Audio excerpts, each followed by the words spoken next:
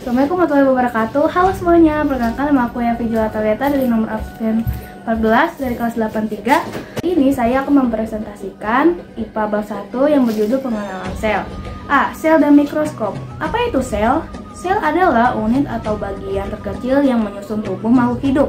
Para peneliti dari dahulu telah meneliti sel sehingga muncul sebuah teori sel. Teori sel menyatakan seluruh makhluk hidup tersusun atas sel. Sel adalah unit dasar dari struktur dan fungsi makhluk hidup. Seluruh sel berasal dari sel sebelumnya.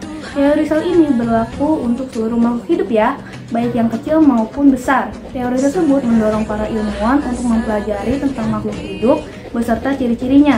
2. Penemuan mikroskop. Tentu saja dalam meneliti sel-sel tersebut membutuhkan alat khusus, mengingat ukuran sel yang sangat kecil tidak bisa dilihat oleh mata langsung. Pasti tahu ya alat untuk melihat benda yang sangat kecil kan? Ya, mikroskop. Mikroskop diciptakan oleh Robert Hooke pada tahun 1663. 3. Mikroskop cahaya dan mikroskop elektron. Beberapa mikroskop menggunakan cahaya yang merambat melalui lensa untuk menghasilkan suatu bayangan yang diperbesar. Mikroskop tersebut dinamakan mikroskop cahaya. Mikroskop cahaya dibagi dua jenis, mikroskop monokuler dan mikroskop binokuler. Perbedaan antara mikroskop monokuler dan binokuler terletak pada bagian atas dari mikroskop yang disebut dengan lensa okuler. Dengan lensa okuler, pada mikroskop monokuler hanya satu, sementara mikroskop binokuler memiliki dua lensa. Ini gambaran.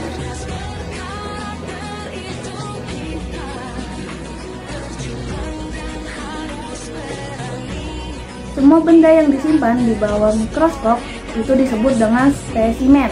Nah, yang kalian nanti lihat lewat lensa okuler disebut objek gambar. Objek gambar tentunya sudah diperbesar ukurannya sesuai dengan fungsi dari mikroskop itu sendiri. Selain mikroskop cahaya, beberapa mikroskop menggunakan sinar atau radiasi dari elektron, karenanya disebut mikroskop elektron. Mikroskop elektron mampu memperbesar suatu objek menjadi 1 juta kali lebih besar, sehingga bagian-bagian terkecil dari objek akan nampak dengan jelas. Hal tersebut tidak dimiliki oleh mikroskop cahaya. B. Sel, hewan, dan tumbuhan. 1. Struktur sel. Ketika kita mengamati sel di bawah mikroskop, kita akan mendapati bagian-bagian dari sel yang terdiri dari beberapa macam organ yang berbeda, yang disebut dengan organel. Organel ini memiliki fungsi masing-masing. Kemudian secara umum, struktur sel tersebut dari 3 bagian besar, yaitu inti sel, sitoplasma, dan membran sel. Yang kedua, perbedaan sel hewan dan sel tumbuhan. Sel membran. Sel membran dimiliki oleh sel hewan maupun sel tumbuhan. Fungsinya yaitu mengontrol keluar masuknya bahan-bahan yang dibutuhkan oleh sel, yakni partikel makanan, air, oksigen, dan sisa-sisa metabolisme tubuh yang batas antara sel dengan lingkungan luar.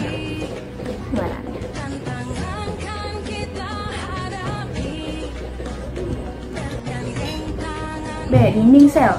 Dinding sel adalah bagian terluar dari sel tumbuhan yang berfungsi melindungi sel tumbuhan. Nah, dinding sel hanya dimiliki oleh tumbuhan dan bersifat kaku, sehingga membuat tumbuhan tidak bisa bergerak bebas seperti hewan. Nukleus. Nukleus adalah nama lain dari inti sel. Nukleus terdapat pada sel tumbuhan maupun pada sel hewan dan berfungsi untuk mengatur seluruh aktivitas sel. Yang D. Mitokondria. Mitokondria terdapat pada hewan dan tumbuhan. Fungsi dari mitokondria adalah memproduksi energi melalui proses respirasi sel. E. Vakuola. Fungsi dari vakuola adalah untuk menyimpan air, makanan, dan sisa-sisa hasil metabolisme. Vakuola terdapat pada hewan dan tumbuhan, namun dalam sel tumbuhan lebih besar karena menyimpan hasil fotosintesis. Kloroplas. Kloroplas jelas hanya ada pada tumbuhan. Kloroplas mengandung zat hijau daun yang biasa disebut dengan klorofil. Dengan adanya klorofil, maka kloroplas berperan dalam proses fotosintesis yang menghasilkan makanan berupa glukosa. G. Sitoplasma. Sitoplasma merupakan cairan seperti agar-agar yang menyebar di seluruh bagian sel dan tempat terjadinya reaksi kimia di dalam sel. Sitoplasma mengisi ruang-ruang kosong di antara bagian-bagian sel. C. Spesialisasi sel. A. Uniseluler. Organisasi yang hanya memiliki satu sel disebut organisme uniseluler. Contoh organisme yang uniseluler yaitu bakteri dan protista, sedangkan organisme yang memiliki banyak sel disebut dengan multiseluler. Contohnya adalah manusia, sebagian besar hewan, dan tumbuhan. B. Multiseluler dan spesialisasi. Dalam organisme multiseluler, sel-sel tampak terlihat berbeda antara satu dengan yang lainnya dan memiliki fungsi masing-masing. Nah, ini yang disebut dengan spesialisasi. Spesialis pada sel tumbuhan. A. Sel akar rambut. Spesialisasi pada tumbuhan secara garis besar dapat dibedakan pada bagian sel akar rambut dan stomata. Spesialisasi sel akar rambut pada tumbuhan memudahkan untuk meningkatkan penyerapan air karena area permukaan akan membesar.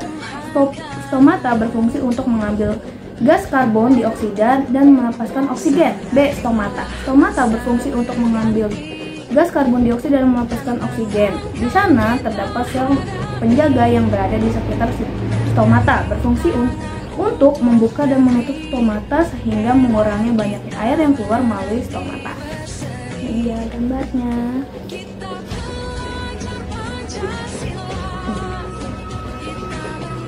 Yang ketiga, spesialisasi pada sel hewan. Pada bagian di atas telah diuraikan mengenai spesialisasi pada sel tumbuhan. Sekarang mari kita belajar mengenai spesialisasi pada sel hewan, yakni manusia sebagai contohnya. A. Sel darah merah. Sel darah merah dewasa berbentuk pipih dikarenakan mereka menghilangkan nukleus untuk menjalankan fungsi dalam mengikuti oksigen. B. Sel saraf. Bentuk sel saraf yang panjang berasal dari perpanjangan sitoplasma dengan tujuan untuk menyampaikan informasi dari indera ke otak dan dari otak ke otot yang kelenjar. C. Sel otot. Sel otot memiliki banyak nukleus dan mitokondria untuk menunjang fungsinya sebagai alat gerak, memudahkan sel otot untuk memproduksi energi yang dibutuhkan hewan dan manusia dalam melakukan berbagai aktivitas. D. Sel, jaringan, organ, dan sistem organ. Nah, sel-sel yang memiliki karakter dan fungsi sejenis saling bekerja sama membentuk jaringan. Jaringan bersama jaringan lain akan membentuk organ. Organ bekerja sama dengan organ lain akan membentuk sistem organ. Kerja sama sistem organ untuk menjalankan fungsi tubuh inilah yang menghasilkan istilah organisme. Berikut adalah contoh-contoh sistem organ di dalam tubuh manusia. Sistem pencernaan, mulut, kerongkongan, lambung, usus alus, sisa, rektum, dan anus. Sistem peredaran darah, jantung, pembuluh darah, dan sel darah. Sistem pernapasan, hidung, tenggorokan, paru-paru, dan diafragma. Berikut adalah bentuk sel saraf yang memiliki perpanjangan dari sitoplasma. Nah, presentasi dari saya, kurang lebihnya mohon maaf. Wassalamualaikum warahmatullahi wabarakatuh.